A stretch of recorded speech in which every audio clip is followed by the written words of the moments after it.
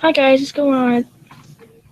Hi guys, what's going on? It's Zach here for another reaction to a mystery episode of taking things too seriously. Like I foreshadowed 2 days ago. Let's get started.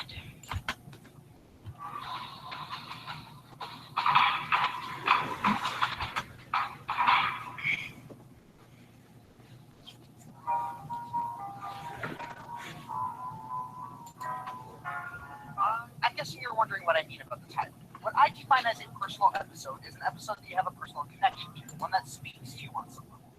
Maybe you went through an event similar to that of the characters in an episode, maybe you were struggling with something that the episode gave you a good answer for, or maybe the episode called you on the way you've been acting. Now, objectively, these episodes might not be the greatest thing ever, and a lot of these aren't even on my favorites list, but they still present something that I can relate to. Maybe you'll get a better inkling of what I mean as I go through.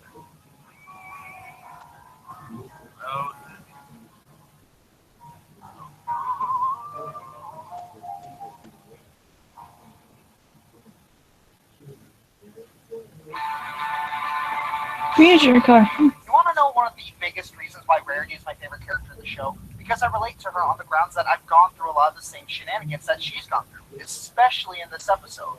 In this episode, Rarity inadvertently gives Fluttershy the opportunity to become popular. So popular that Fluttershy overshadows Rarity. And that's where the similarities come in. After working on something you love for so long, working hard to get your name out there, getting an opportunity to impress someone big in the business is a big deal. And to see someone new that you helped get on their feet just to come in and suddenly become more popular than you, it's tough, especially when they say that you were one of their biggest inspirations.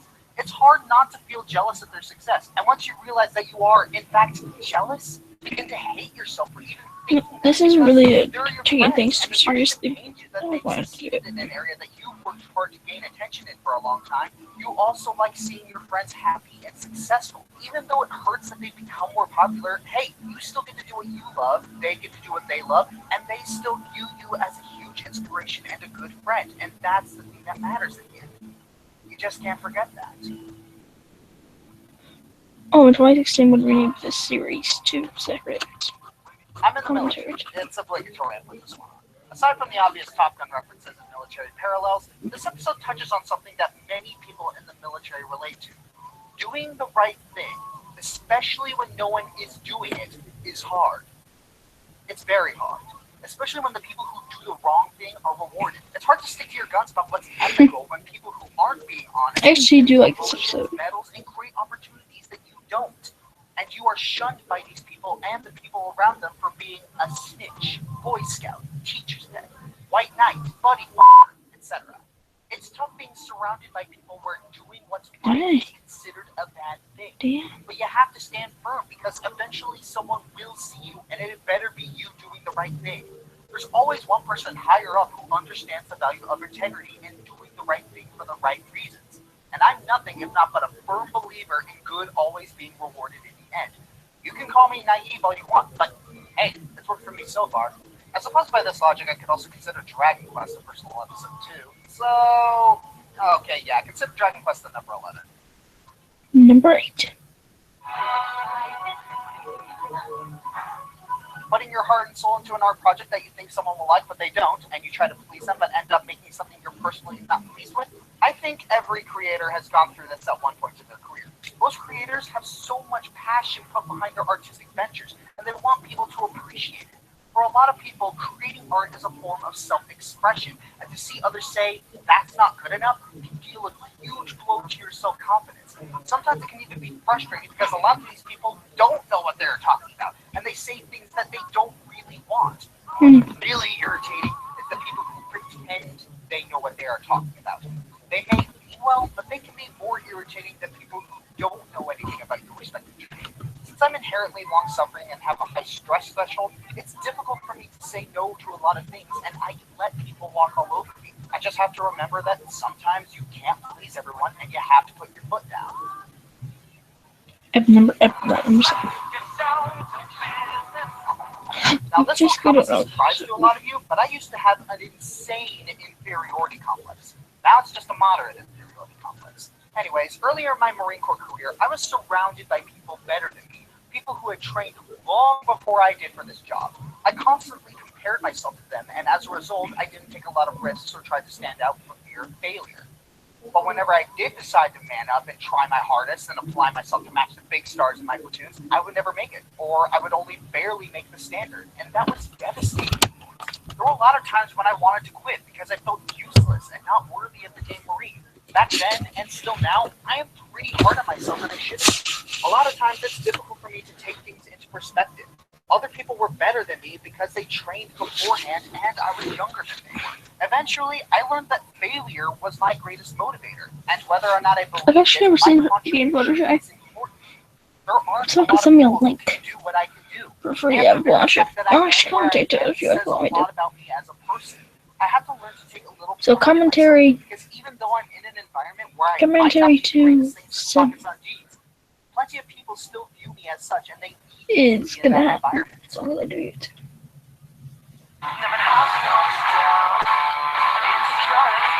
This won't come as a surprise to a lot of you, but I do have a habit of overreacting. Anyone close to me will tell you I am a naturally optimistic person, but when push comes to shove, I tend to jump to worst case scenario and have problems. I place value on actions that really don't have a lot of value and think that the consequences are more dire than they usually would be. And that's probably because I'm a slight perfectionist. I constantly berate myself for tiny mistakes and can't stand to have people disappointed in me. But instead of talking to others about how I'm feeling, I try to deal with it Like I myself actually because I don't foreshadowed want to like bother anyone this with my so problems. much This usually during creates the an last escalation day. of I was stress, actually and I'm like, damn, this is a you're little just too serious. crazy. I break down crying. And that's when people step in Yep, and I I have swear to be to God. reminded for the umpteenth time that I need to stop bottling up my emotions and communicate. Now, I've taken steps to prevent these kinds of things from happening again by being more willing to talk about work with friends and family and leaning on God a little more. Still, it's kind of spooky this sort of stress is almost perfectly emulated in this episode. Well, as well as the kids' show can do.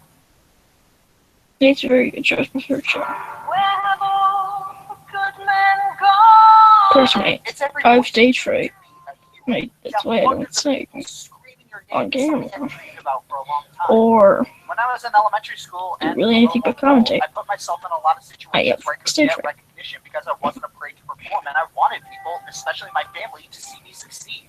Math Olympics, speech meets, spelling bees, band, drama, sports. I was a walking jack of all trades. My crowds varied in size, but I usually never exceeded a couple hundred. I never really had a problem performing. I was I always very confident want in to my make a new show, abilities, and I didn't really fear embarrassing myself all that but much I because I probably pride won't. myself in So I making like my to mistakes focus look on this intentional. one. Then I joined the Marine Corps band. Now I'm a professional musician. I get paid to play music. And my crowds are now 50,000 large, and each one there is screaming my name, saying, "Thank you for your service." Josh, That's go when the pressure Sean! finally hit me like a freight train. Making a mistake in front of all these people suddenly had a lot more weight to it. And letting the pressure get to me made it easier for me to make a mistake. And when I did, I felt horrible, like I let people down. But I didn't. They still saw me as a hero in spite of my mistake. Most of them didn't even notice. This episode's moral just hit me hard. You're never gonna feel like a hero if you never forgive yourself. I basically love this episode. I love my family. I wouldn't trade them for any other. And not just for this one, and then Has something that drives me nuts. I My love older this brother is episode. a professional guilt tripper. My little brother has malicious trolling down to an art form. My little sister has a very small patience threshold. My mother has a psychological death grip over me. And I really don't have a lot in common with my dad. But the thing is, in order for family to work, you have to be able to look past all that and see the good. My older brother can read people like an open book and always uses it to help others. My little brother has the uncanny ability to make friends with anyone. My sister is the sweetest creature on the face of the planet. My mother is inhumanely generous, and my dad is the best father I could have ever asked for. And the thing that makes them the best family on earth is that no matter what I choose to pursue in my life, that no matter what I do, they will never stop loving me. I see that with the Apple family in the Apple Pie. The Apple family constantly drives each other up the wall, but in the end, they care for each other. They need each other, and they learn how to be a better family through all the rough patches. They understand they aren't perfect, that no family is perfect, but accepting that is the first thing to make your bond stronger, and that's how it is in real life. We may butt heads as the butt heads we are, but hey, that's family for you. Number 3.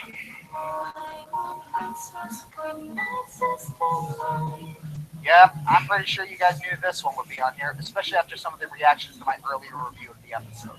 As I said before, my little brother really looked up to me and continues to look up to me. A lot of his I'm only interests child. coincide with mine, and as a result, we constantly interacted, and like typical brothers, and about 95% of the time, I was the winner. He typically went through cycles of thinking I'm the greatest person to have ever existed to the scum of humanity. He would constantly try to emulate me, and when he didn't succeed, he would resent me. A lot of little brothers had the desire to emulate someone they look up to, like their older brother, but also branch out and make themselves unique. But every time a little brother tried, I would come along and unintentionally dash it all, much to his chagrin. I never realized the things I did had that effect on him, and I can't help but feel guilty. I may not have intentionally caused him grief, but in the end, I still caused him grief. And I didn't figure out how to change it until it was almost too late. And I'm going to expand upon this a little later.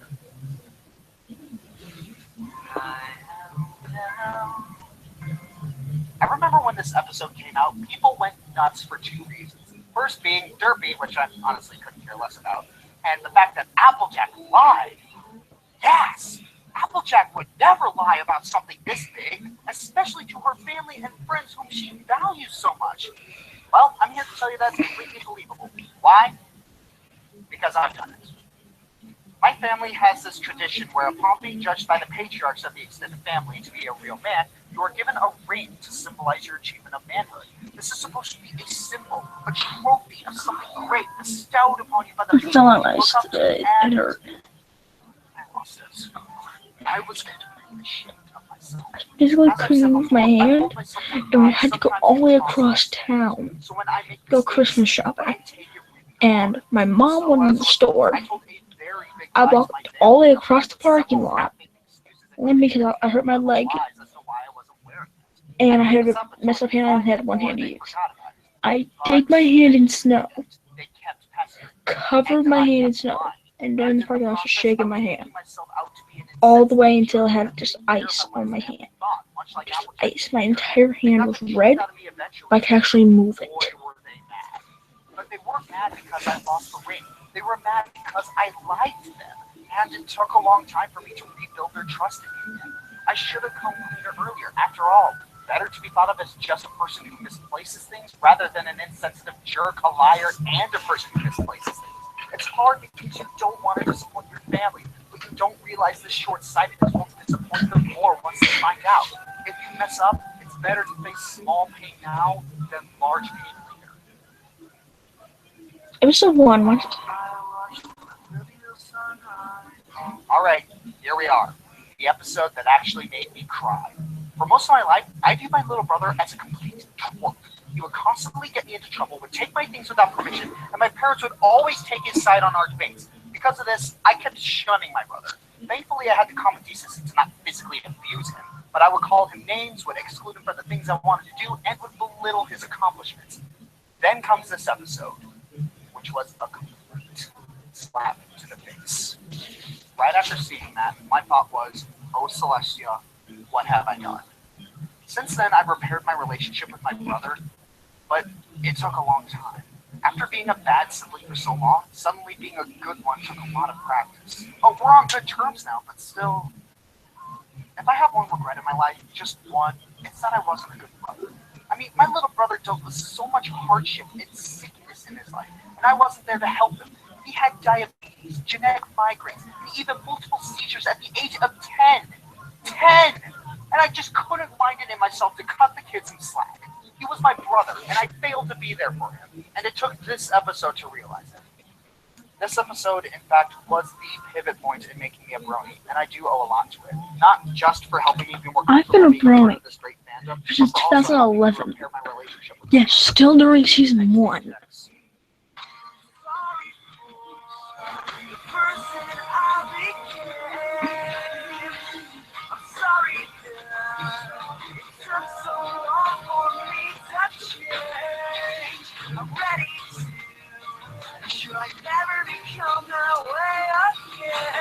Well, that's enough for my voice.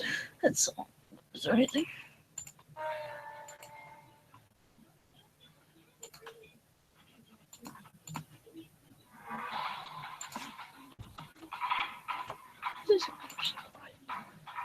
This is 16 minutes. Hold still, Firebrand. No, you better go me. My job is to make you look better. I don't need it. My fangirls are literally like. I'll just skip to the next one.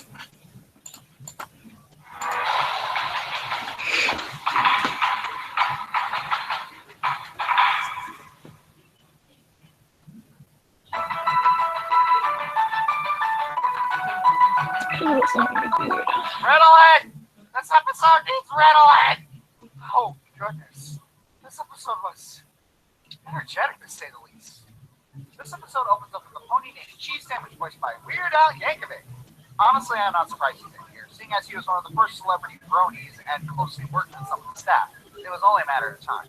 He did well, though I've got a few things to say about his performance in this. On the one hand, hearing him just speak, he actually seems like a unique pony and not a celebrity avatar, which happens a lot with popular actors or singers who voice roles like this. But when he starts singing, I don't see Cheese Sandwich, all I see is Weird Al pony. This isn't a bad thing at all, and not a fault of the voice actor in any way. It's just I've heard Weird Al so much growing up, it's hard for me to not place the voice. As good as an actor and singer as he is, Al can't disguise it while singing. It's still good though, don't get me wrong. I want to say it's called Al. Something called a cheese sense, which relates to Pinky sense. If you see my review of Feeling Pinky with Zane Russell, we detail what we think the Pinky sense is. Basically, that as Earth pony, Pinky receives signals or warnings from the Earth due to her connection to it, and it manifests as twitches. This seems to reinforce that Earth pony magic manifests as something, and pony manifests as something different. With Cheese, he seems to be able to predict where ponies get together and celebrate something. With farmers like Applejack, I assume that the Earth gives them warnings on where to plant crops and how to take care of their trees and stuff. Back to the episode. As it appears, Rainbow Dash is having a birthday and gets a huge party for both Pinky and Cheese. Great, another ego boost for her. Pinky soon feels outclassed by Cheese and starts to feel useless. Don't laugh because I say this with a straight face. Pinky has serious issues. Some might notice that I like to assign characters a virtue and a vice. I know it's not an end-all be-all about their personality, but still I like to do it. Like, for instance, Applejack's virtue is fortitude due to her integrity, and her vice is pride due to reasons I've stated in previous videos. I have virtues and vices assigned in my head for each character, but this episode changed my thoughts on Pinky's vice. The more I think about it, I don't think Pinky's vice is pride, despite what the episode tells me. Most would say the next obvious choice would be gluttony due to her constant effort to enjoy a life of overabundance and her tendency to take more than she needs. Honestly, I think Pinky's vice is wrath. Pinky is driven by her emotions and has almost no control over them, and they cause her to make enormous leaps in logic, and she always seems to come to a negative conclusion. She takes a lot of things at face value and doesn't really consider context whenever she hears something. She's very confrontational, antagonistic, and even violent at points. And whenever she fails, she takes it really hard and likes to give up. She has this almost childish outlook on the world. That being said, it was nice to see her bounce back. Once Pinky fell back onto her memories of the good times she had, she became motivated again. Granted, she was motivated for the wrong reasons, but she was still motivated. And Pinky challenges Cheese Sandwich to a goof-off, and apparently there's a manual about this, implying this has been done before between two other party ponies, implying being a party pony is a commonplace thing in Equestria, and there's a structure to this sort of thing. I gotta ask, does throwing parties bring in an actual salary? Given the costs of hiring construction crews, renting vehicles, cost of supplies and decorations, and sometimes collateral damage, possibly suing, where do they get the money for this stuff? Pinky has an occupation as a baker, kind of stretching the salary part there, but what about Cheese Sandwich? How does he get paid? Donations? Are they paid by the government? Is there some sort of party pony tax that pays them? Who knows? I have to say, the goof-off is probably one of my favorite moments in MLP history. One thing I'm fairly surprised that hasn't been explored more in media is the music battle. Some of my favorite moments in songs, video games, and movies come from music battles like Scott Pilgrim, Guitar Hero, Devil Went Down to Georgia, Rhythm. And this is no different as the highlight of this episode. Let me put this in perspective. We just witnessed two epic hand-to-hand musical combat between Pinkie Pie and Weird Al. My life is complete. One thing I like to say, I am so glad Cheese Sandwich was merely an antagonist and not a villain. He wasn't maliciously trying to replace Pinkie Pie, he just wanted to work on a party. It was Pinkie who initiated the conflict. Cheese didn't know what Pinky was feeling. His skills were just challenged out of the blue, and he accepted. And quite honestly, I don't think my childhood could take having Weird Al being the bad guy. There's a couple moments in this that will really sell this episode. One in particular is with Rainbow Dash. She's very confident in her abilities, but it's nice to see even she has a pressure threshold. It seems that whenever Rainbow Dash lacks the time, or in this case, shotgun was something she is prepared prepared for, she tends to let the pressure get to her. Also, I get the feeling that some of Celestia is rubbing off on Twilight, and that she already knows the answer to the problems her friends are facing, but she's letting her friends figure things out for themselves. After asking Kiki about helping Chi set up Rainbow's party, I get the feeling that Twilight knew what she was going through, but instead she opts to let Kiki solve the issue on her own. The next one will be Don't tell. the 23rd, and then possibly the 25th. I'm not sure if we'll be here. I might be. Silver's complete lack of surprise at Diamond Mr. Sunday. I'll kind of imply she's used to Diamond's jerk, and her retaliation seems to show that she deals with this sort of behavior from Diamond frequently. Not only are they jerks to everyone else, they're jerks to each other. Jeez. And I know some people are going to complain that Pinky's friends weren't being very encouraging. Okay, one, they didn't know what Pinky was going through. Seeing as how she tried to hide her feelings from everyone, how are they supposed to know how she was feeling about Cheese Sandwich? Two, Rarity's comment about his skills as being superior doesn't mean she was saying he was better. Superior isn't strictly a direct comparison word. Superior is also a synonym for high quality, high standard, expertly, etc. Even if Rarity was comparing, maybe she was comparing his work to other party ponies she's seen. After all, I just confirmed there are more party ponies in Equestria than just Cheese and Pinky, and I know this because I take this show way too seriously.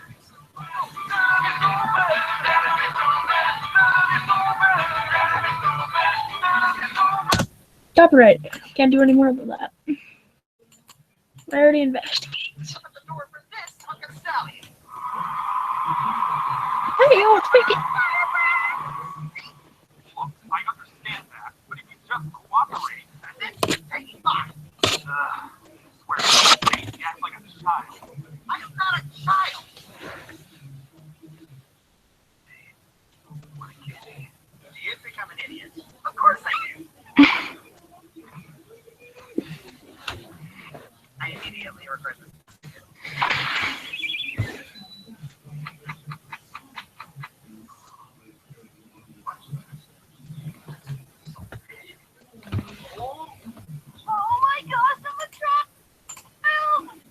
Hey, have you seen Firebrand around?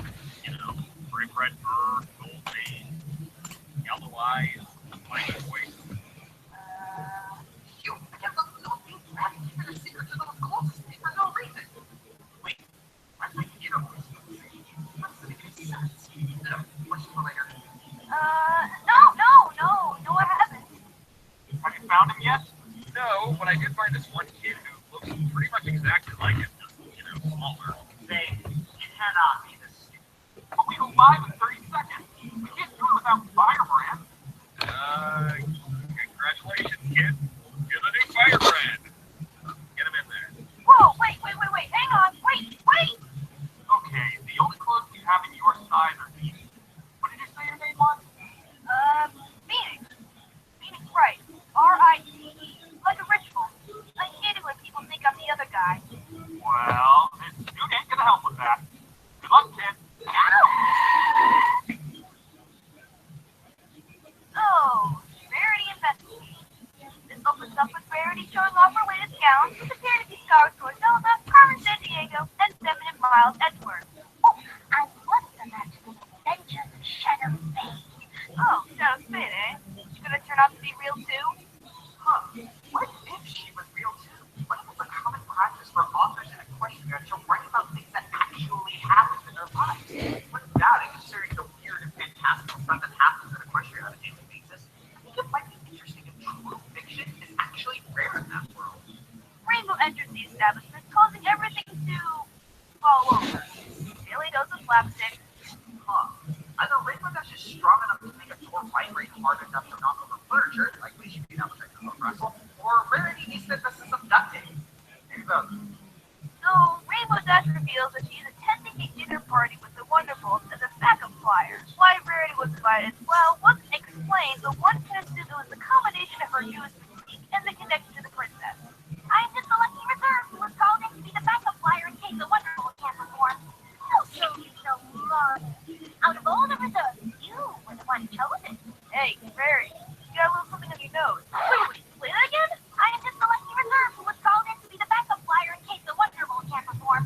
Was Rainbow Dash just humble? So Rarity gets another delivery, but it appears there was a mistake. I'm sorry, but I've got a full load of deliveries today. I'm not sure I have time to redo your order.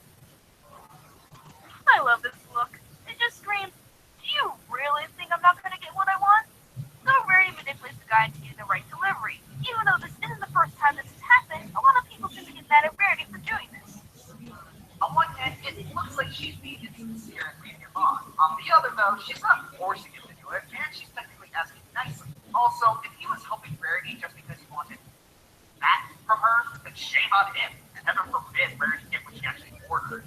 Why are you pausing so much? No reason. So we cut to the party. Rarity smells cologne. I never understood why girls like that.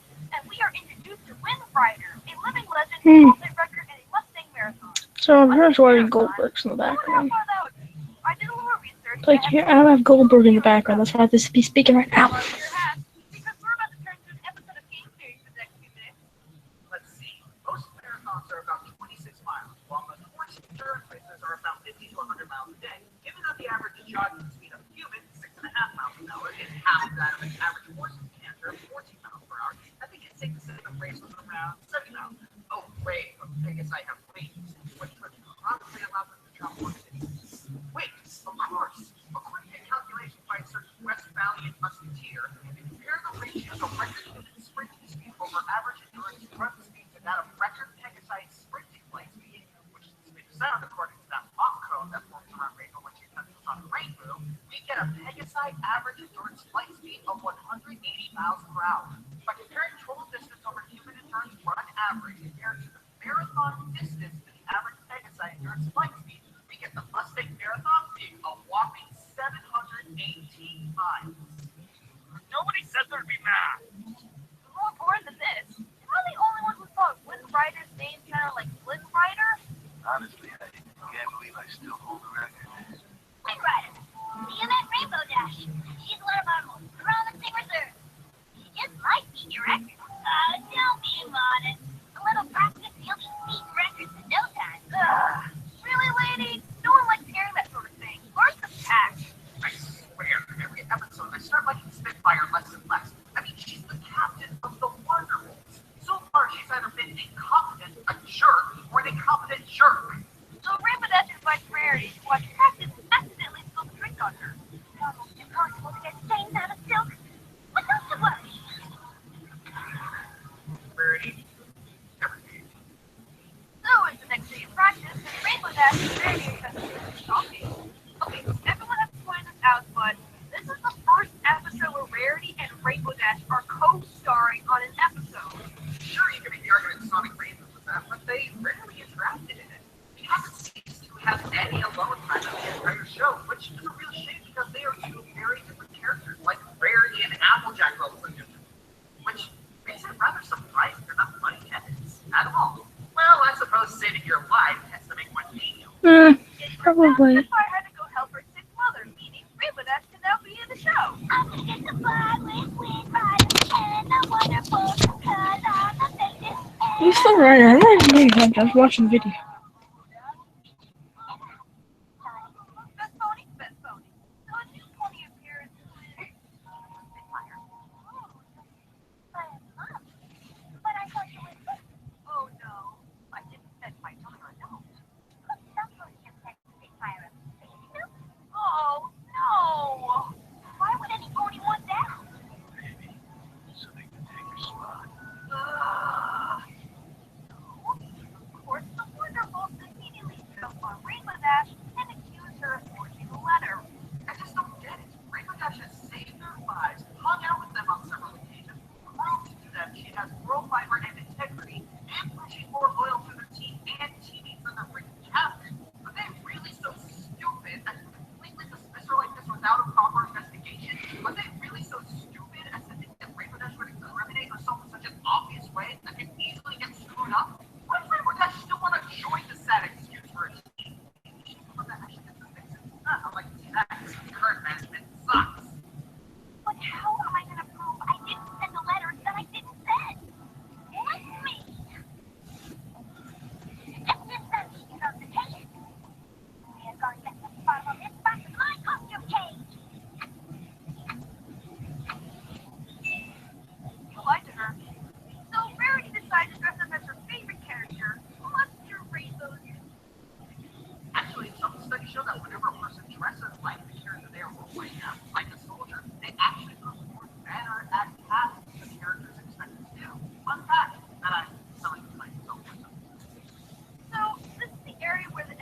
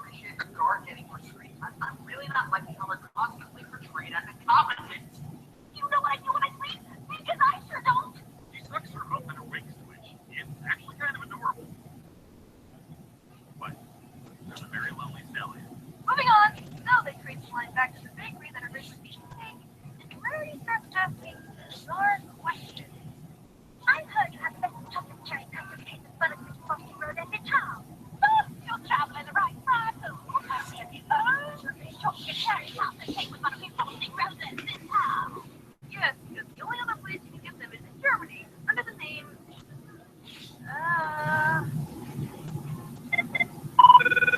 Hey, NY, how do you pronounce chocolate cherry custard cake in German? Du noch will. How did he? With whom? Oh my God! So Rarity brings that boy together and reveals all the evidence she has gathered, showing that Wood Rider was to blame. A lot of people complain they saw this coming a mile away. So why was this about? Wait, of course. I think anyone who's seen Sherlock Holmes would have guessed the twist. I mean, that's what immediately came to my head when Rarity sniffed the envelope. And after seeing History on the French Express and seeing how Rarity had her hair in a different style, we was looking to see things like writer's scarf being different. Or it's a kid show, we should be expecting a Da Vinci Code. Still, for a kid show, this is a pretty clever setup. I certainly wouldn't have guessed it if it were left here for me. Did you even notice Sherlock in the background? I don't know, I don't like this trend of introducing new characters just to be antagonists. Could we still have had him as a good guy? Have all of Rarity's deductions be correct, but get the motive wrong? Wait, of course. Like, what if Spitfire wanted to get away from it? I mean, the pressures of being a wonderful captain are tough, and she needed an excuse to make it look like she wasn't just dropping her load, all the while trying to be nice and let Rainbow Dash temporarily live her dream. Windrider probably caught Spitfire in the act of trying to leave, and she asked him to keep it hush-hush. We can still have the moral about learning to trust your friends, and you don't get another lightning dust. Speaking of which, Rainbow Dash is starting to make some enemies. Lightning Dust and Wood Rider. I wonder if this will come back to bite her later. I told her I have Pegasitis, and the only cure is the ice virus in Crystal Mountain. Did she lost that?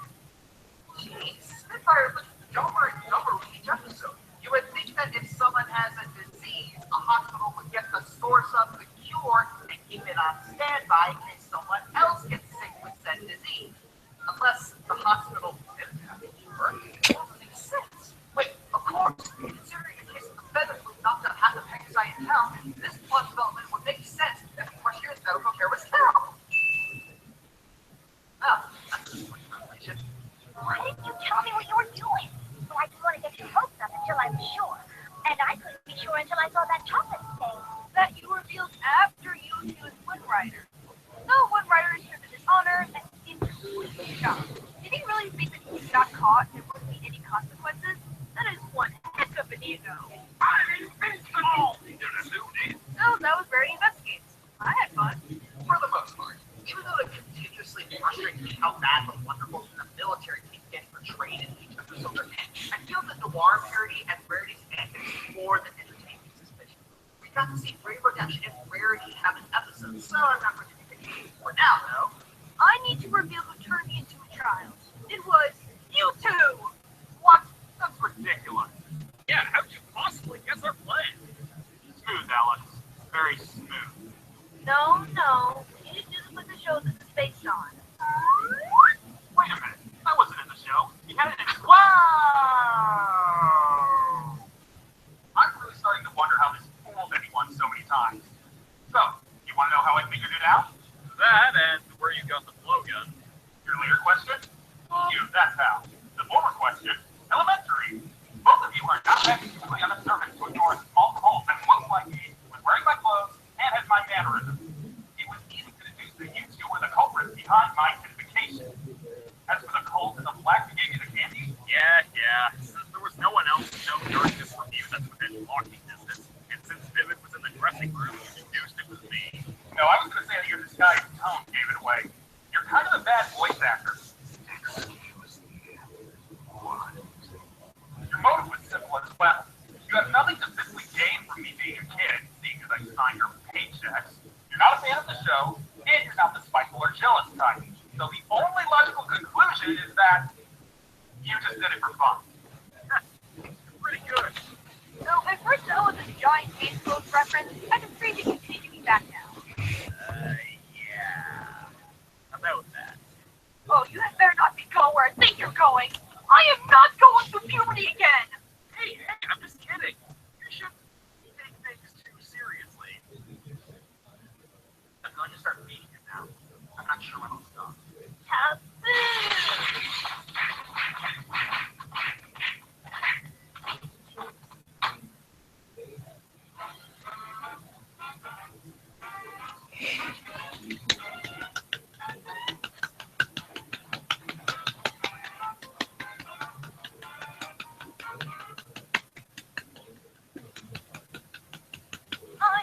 tiny horse with a big attitude.